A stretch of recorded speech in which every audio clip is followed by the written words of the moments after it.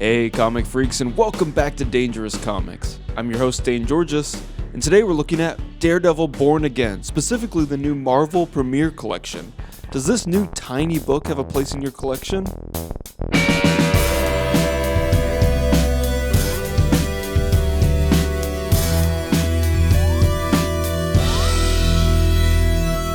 Alright, so the newest publishing initiative that Marvel is doing is this new Marvel Premiere Collection. And the most significant thing about this is the size. These are a little bit smaller, more of a digest size. And these are coming out after the success DC had with their DC Compact Comics. You'll see here that DC's Compact Comics are actually more compact than Marvel's Premiere Collection. Big selling point for DC's books are that these are coming in at $10.99, so huge value for this many pages. Here we're looking at Catwoman, The Trial of Catwoman by Darwin Cook and Ed Brubaker. Great bang for your buck. We're going to look at this in its own episode as well, but I really wanted to highlight these two together because this Marvel Premiere Collection is a direct response to DC's success with this new line of books. And so DC's coming out with these at $10.99 and Marvel's Premiere Collection are coming out at $14.99. So I think DC kind of has them beat for value. And additionally, I'm not sure what the thought process is of why we didn't just overall, through the different publishers, pick a consistent size for these books. Because I think what DC's even trying to capitalize is more of the traditional manga size, which is definitely more of a digest size. And you'll see here how, that's even smaller than what DC's doing with the compact comics. So we kind of have this cascading size from traditional American comics to the Marvel Premiere Edition to the compact comics to manga size. And I do think that the compact comic was a response to how well manga is selling and people becoming more familiar with this format and DC wanting to kind of capitalize on that. So, DC kind of made a choice to not go as small. I don't know if that's also just kind of a response to not wanting the lettering to get too small because, they weren't originally lettered for that format, so they want to keep it legible. But in Marvel's response, they definitely went a little larger as well. And, I don't know if that's also kind of beholden to just not wanting the text in these books to get too small and not as readable. You can see that, in manga, they definitely are lettering these much larger with the intent of it being printed in this smaller format. So, definitely wanted to give some context to what this book is. I think it's a really cool initiative. I think DC is crushing it with being able to produce these at $10.99 with that many pages, a full story. I think that's a great value. Marvel's version is definitely right up there with it. I think they could go a little lower in the price. I would love for them just to copy DC all the way, go to the same size, same price model. Definitely giving it a very classy collection feel, right? They want it to look kind of more like a traditional book. Doesn't really have a comic feel as much. But this is a super important book, right? I mean, this is Frank Miller and David Mazzucchelli before Batman Year One. We get two introductions, one from Charlie Cox, the actor who plays Daredevil in the show. You can check that out if you like. And then another one from Frank Miller, and that's what I'm really here for. I'm here for comics. Kind of gives us an introduction of what this book is about and then kind of what his intent was here, where he says, an author puts himself, or at least a piece of himself, in nearly every character that author creates. Think of fictive writing as you would acting. An actor develops, then assumes or decides every aspect of the character. Some of this can be done by observing mannerisms, gestures, and quirks in others, sure, but the guts and heart of performance, actors tell me, comes from deep inside the actor's own psyche. So it is with the cartoonist. So it is with me. Even when I'm working on a character created generations previous, it is my job to offer up a reinterpretation, even a reinvention, as would an actor playing an existing part. To, as an actor would say, make the character my own. A restless maverick seeking creative independence, I brought on the masterless samurai Ronin. Facing the dreading age of 30, I reformatted Batman to a cranky old 50-year-old in Dark Knight Returns.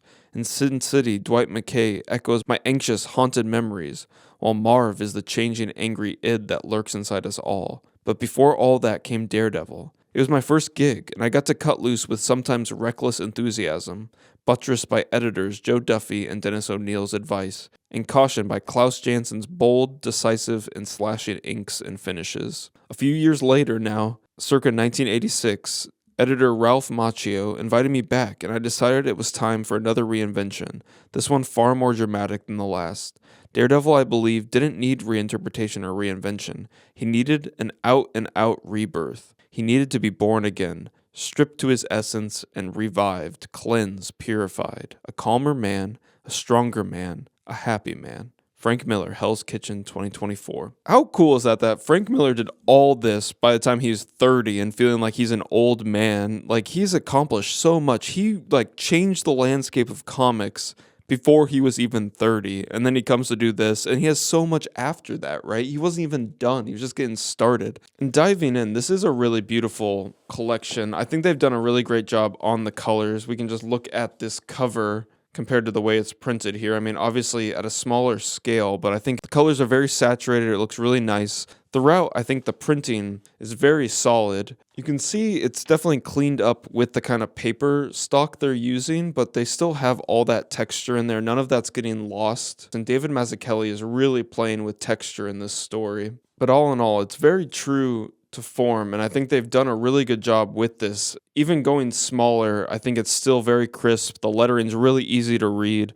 So if your concern is that you're losing any detail in this smaller edition, I could say you are not. But we start off with Karen Page. She is a junkie now. She used to be Matt and Foggy's assistant at their law firm, and now she is addicted to heroin and willing to give up Daredevil's secret identity for her next fix. So Frank Miller's instantly bringing this into a more grounded world. Like, it's crazy that this is Marvel Comics. Credits being by Frank Miller and David Mazzucchelli with Christy Sheely on colors. And I really love some of the stuff they do of color holds in the background with these buildings, letting that be like a pure blue, kind of setting that depth. And this story really is that focus on Matt Murdock's fall from grace, and we see just right away of him waking up in this lavish apartment. Love all the set dressing that David Mazzucchelli does here as Matt Murdock receives a letter that his bills are starting to bounce. He's getting subpoenaed. He gets called into this office. There's some really great wallpaper texture there in this guy's office building, but just showing this kind of like decadent lifestyle that Matt Murdock has kind of established for himself and lives currently before his fall from grace. Also kind of checking in with his cast of characters. You know, we have Foggy, and then we also have Ben Ulrich, who also is aware of Matt Murdock's identity. He learned that earlier in the Daredevil run. Man, some great colors just throughout here. Really using the color to draw. You can see there are some like slight color changes, right? Like, it looks like in the original that was a bit more pink. It's now a bit more orange. And some of those changes might have also been reflected in some of the other collected editions. Love this scene as Daredevil is on the wires. They've just allowed that white to feel like there's snow sitting on top, contrasting with the blue sky as he's just flipping through the air. This first issue has some amazing illustration stuff where David Mazzucchelli is actually just drawing in Zipatone in the background, like those books. Looks like it's duotone, where you would have a paper that would react to a chemical where one side would reveal those stripe lines that go left, and then the other chemical would reveal the other lines that go the opposite way. So you can get different textures and you can overlap them to create some like cross-hatching. So really cool use of different medium to kind of show time and place. Man, I love just like those people are actually drawn in the background in that Zipatone. And here we have Matt Murdock going back to his brownstone and then it instantly being blown up, and now he knows who could have done this. It only could have been Kingpin. Kingpin must know that Matt Murdock is Daredevil and he's the one behind all this torment. And we get a repeated theme with all these issues where it starts with Matt in bed, right? We had him in his lavish apartment. Now he's in this like cheap motel, just has a few of his possessions, whatever he could salvage. Really just see him kind of falling farther and farther from grace, while Kingpin is kind of looking over his new empire. More of those color holds for the background really sells that depth. And man, just how ominous Kingpin becomes. And Kingpin's development is a really important part of this story too. There's Matt like dreaming of killing the Kingpin. Really shows how Kingpin has kind of gotten in his head, is pushing him to his limit. Through this story, Frank Miller really establishes Kingpin as not even just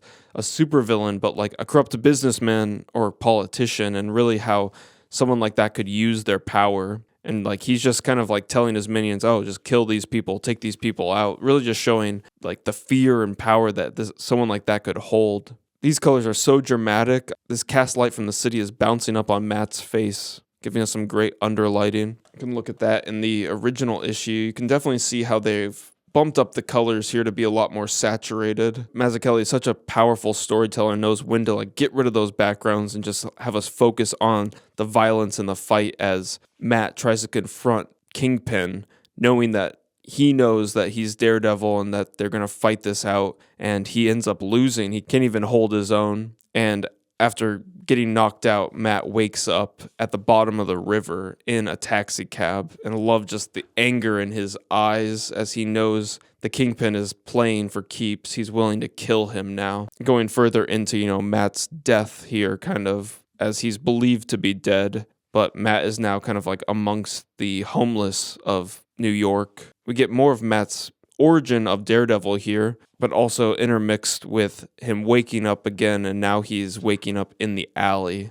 See how he's sprawled out, and then how he starts to become more and more crunched up, really becoming like it's almost like he's going back to being born, kind of in that fetal position. Pariah. We had Apocalypse, Purgatory, and now Pariah. See kind of how other people in the world are doing with Foggy. Ben Ulrich, he's trying to kind of get to the bottom of some of these hits that Kingpin is putting out on people. And we have Karen Page, who's just kind of in the midst of her drug addiction. And Matt is just really at the end of his rope. He's kind of just wandering the streets, even gets hit by a car. Some of this stuff definitely reminds me of like when Bruce Wayne is walking the streets of Gotham in disguise in Batman Year One. But we see how many people are in the Kingpin's pocket. And I love this shot as Matt goes back to the boxing gym. And I love that shot as the lettering from the window is cast on his back. Kind of uses all of his energy to punch this punching bag, and he passes out, and this nun grabs him. And we get some more religious iconography here, very reminiscent of the sculpture of Mary holding Jesus here. And now we're going into Born Again. And I love how they've even leaned into letting the nun be in the corner box. It's not Daredevil, it's a nun. And I think that plays up a lot of the religious themes that Daredevil has always had, and that Frank Miller really brought into his original run of making Daredevil the most like Catholic superhero in the Marvel universe, and has all that Catholic guilt that comes with it. More religious iconography. Matt is in this bed under a crucifix, and he is even in the form of like Jesus on the cross, feet together, hands outstretched, being taken care of by this nun. And we have this introduction of the nun, Sister Maggie, who will go on to be a pretty important character. As more of our pieces are coming together, Karen's coming back to New York. Kingpin is just keeping an eye on, he wants people to find where Matt is. They didn't find the body in the taxi, so he knows he's still out there. He knows Daredevil's still going to be a pain in his side, so he needs to take care of him. And just the way that David Mazzucchelli can play with lighting, having Ben Ulrich being confronted by James Jonah Jameson at the Daily Bugle, because he knows that Ben Ulrich is being scared out of writing the story that he should write. Just loved like the blinds being cast on them. But yeah, overall, it's a really comfortable reading experience. You would think that making these Marvel comics at a smaller size would be problematic, and that maybe you wouldn't be able to read the word balloons as easily, but I think they are still very legible. And like I've been pointing out, the colors look really great on this paper. It's a really handsome edition, man. And just the way that David Mazzucchelli can also go into the cartoony to kind of play up that emotion, as Ben Ulrich gets a call and he is listening to a man die on the phone, and we see that shock in his eyes. Man, really sells that emotion. Ben Ulrich is really going through something in this story. He wants to be a good man. A lot of people in this story are just struggling with being good and what comes with that.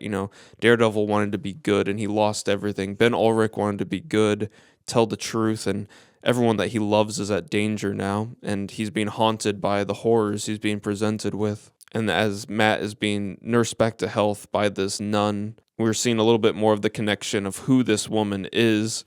And, Matt's able to hear people's heartbeats and know if they're lying or not. And he says, "Maggie, are you my mother?" "Of course not, child. A heartbeat can tell you a lot. Hers just jumped. She's lying." So we get some more connection to know why Matt has all this religious guilt, where he came from, right? Like he was raised by a single father, a father who was a fighter and wanted Matt to be nothing like him, wanted him to be an intelligent man, pushed him to be a lawyer, not a fighter like him. And we see that Matt kind of went back to his roots after he lost his father. He's a little bit of both worlds, and now he's getting another piece of his history with his mother. And the religious symbolism is everywhere. And really throughout this, as he's gone through a death and rebirth, we have seen so much of Daredevil's journey be a parallel of Christ's. And here we have Matt kind of coming back on the other side, coming back into being a hero with his rebirth after being broken, like a biblical resurrection. Here he's saving Ben Ulrich's wife, who was being threatened because he was willing to tell the truth. But let's take a pause here, and before we go any further, let's get a word from our sponsor, me. I'm a self-published cartoonist, and you can find all my work at DaneGeorges.com. There you'll find comics like Doomskull, which is about an ex-supervillain that works in a grocery store with his minion Bag Boy. I have 3 of those in print with a 4th on the way. You can also find horror stories like The Passenger and Sleepless Sights, as well as Jigglybub, which is about a piece of gum that God spits out and lands on Earth. And finally, X-Ray, which is a collection of my 4-panel webcomics. And you can find all this and way more at DaneGeorges.com, which I have linked in the description below. You can also support me by becoming a member of this channel. By doing so, you'll get extra videos, behind-the-scene content, and you'll help me make more cool stuff for you. So please consider checking out my work and supporting the channel any way you can. And please remember to like and subscribe. Now let's get back to Daredevil Born Again. We also have Matt now having to deal with an imposter. Kingpin sets up somebody that is going to impersonate Daredevil, and it's a murderer. He gets released from prison, and we really are just seeing how powerful Kingpin is and the kind of influence he has over the city.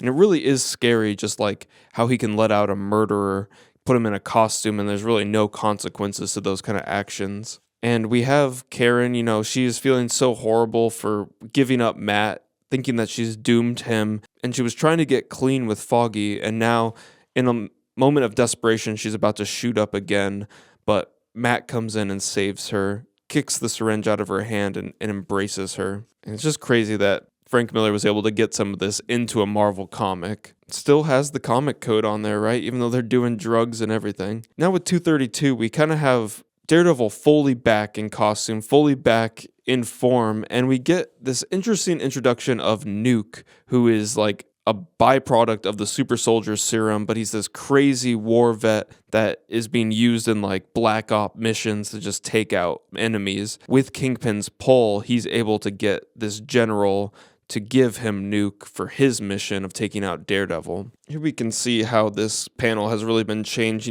At this time of printing the comic, they were able to do this full bleed on the sides of the page, but they weren't always doing it on top and bottom. So you can see how they reformatted this a bit to fit better for this new edition. They also changed some of those colors with the background and giving a little bit more mood lighting on Karen's hair. But also interesting that we changed the colors of God and Country. But so a few reformatting things, and I'm sure those were carried over in early trade paperbacks as well, but just wanted to call out some of those differences. But the Nuke story is a bit divisive. It's kind of like a weird inclusion of a new villain, kind of out of left field, but I think the biggest part of it is supposed to give us a feeling of just really the political power that Kingpin has and what Daredevil is really up against, that like his villain is able to like move mountains in a way with political power and bringing in these true monsters, and a monster that's garbed in a flag, right? I think there is a bit of Miller's politics coming out on the table here, because Nuke is definitely, he's representing like the unchecked power of institution, the hypocrisy of patriotism in the wrong hands, and a big contrast to Daredevil's moral code, and just takes Kingpin fully into that evolution of him being a political villain. We gotta look at this iconic splash of Daredevil coming out of the fire, being tested by fire and being reborn like the Phoenix. And next, Armageddon. Also funny to see the back of these comics and like what was being advertised at the time and what Marvel Comics really was. This is Power Pack and Spider-Man with tips on ways to prevent sexual abuse. Oof, pretty heavy. And in this final part, we get an inclusion of Captain America with this issue respectfully dedicated to Jack Kirby. Kind of seeing Daredevil go up against more than just your traditional villain. He is going against a patriot. And seeing the war and chaos that Kingpin is willing to bring to the streets of New York just to take down Daredevil, and just how much horror he's causing. And in this, we've got Captain America, Thor, and Iron Man coming in to step in, because, this is kind of getting a little bit larger than what Daredevil would usually be handling with his ground level villains. Really love how David Mazzucchelli depicts Captain America. So iconic. And we get this really fantastic scene with Captain America going against the general, calling him out, and the general saying, the department holds you in the highest regard. We've always valued your commitment and your loyalty. And then Captain America says, I'm loyal to nothing, General, except the dream. And I think that's been used a lot to really show, Captain America is not this unwavering view of patriotism. He is fighting for the dream of us being better, contrasting with what Nuke is, of him just being a company man that's going to follow orders. But it is a little bit of a departure here of, we kind of go into more of a Captain America story almost, as he kind of starts to investigate Nuke and where his origins were with the super soldier serum. It really does become kind of like this political opera here. Seen throughout this, even after everything he caused, Kingpin is still getting accolades. We see Cap and Nuke face off. I feel like this is definitely a reference to a Kirby panel, as all these soldiers are running into Cap's shield and bouncing off of each other. He says, as long as there's a chance to get him to the hospital. And it seems almost like Nuke dies right here. And Daredevil says, no hospital. Only one place left to take him. One purpose he can still serve. And he takes him to the Daily Bugle. And Nuke has definitely been used in other stories after this, but it does seem like Frank Miller kind of intended him to be a little bit more of a one-and-done character that served an actual storytelling purpose. But we still see, this is just going to be a little bit of a slight mark on Kingpin's record. He's just going to be in litigation.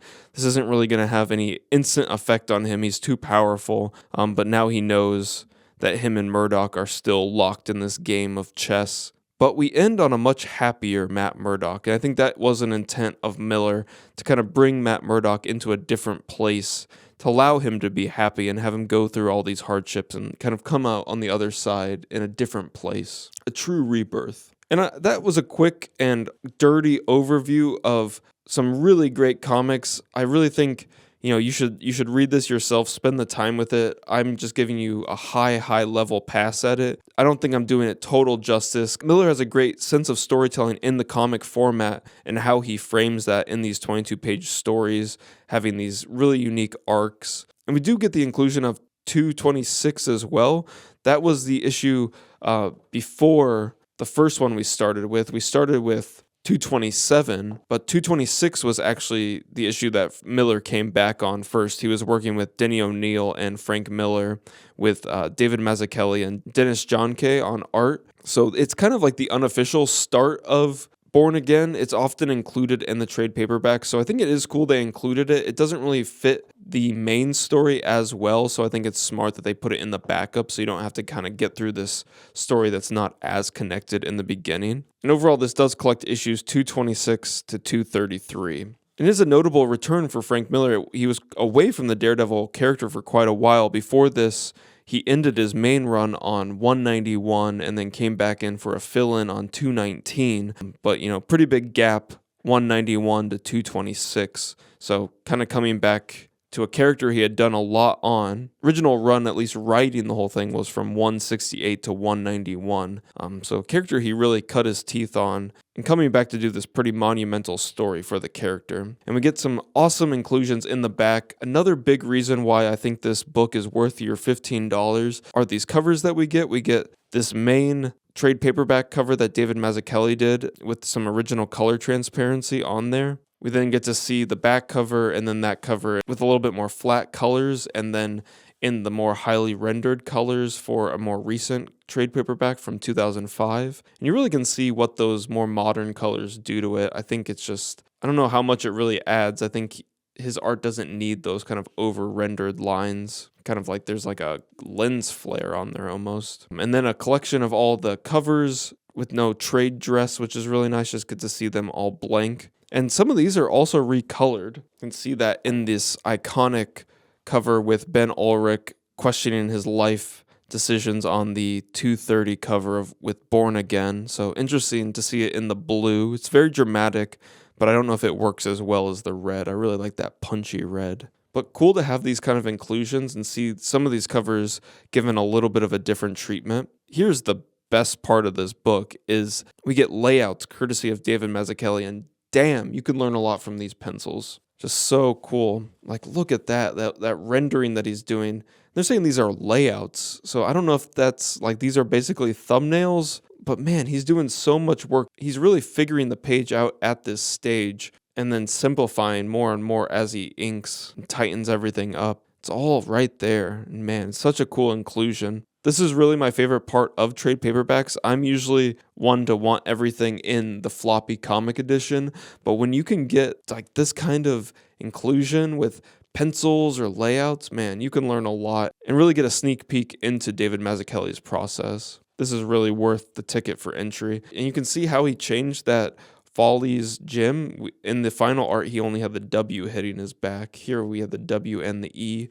So cool to see how he's figuring some of that stuff out. Man, so cool. Gorgeous, gorgeous work. You can see how some of it is a little looser, like some of those faces, some of that rendering. But he knows what he needs to figure out, like some of these expressions, what he's really focusing his time on.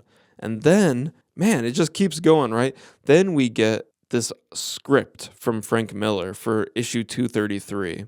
So, really get an awesome sneak peek behind how this comic was made, both with the layouts and the script. So, really cool edition. I'm excited to see what else Marvel does with the Premiere collection. I know they have a few other books out. I think it would be cool if they could get this more to like the price point that DC has of $9.99. But for $15, I think this is really worth your money and you could learn a lot from this book. And it's still very legible at this size. So I really love seeing these publishers try something new, try a new format, see if it connects with the audience. And I think DC has really had good success with the DC Compact comics. So hoping Marvel has the same kind of success. You know, Daredevil Born Again is currently being adapted for the Daredevil TV show, so I'm sure there's a lot of new eyes on this kind of work.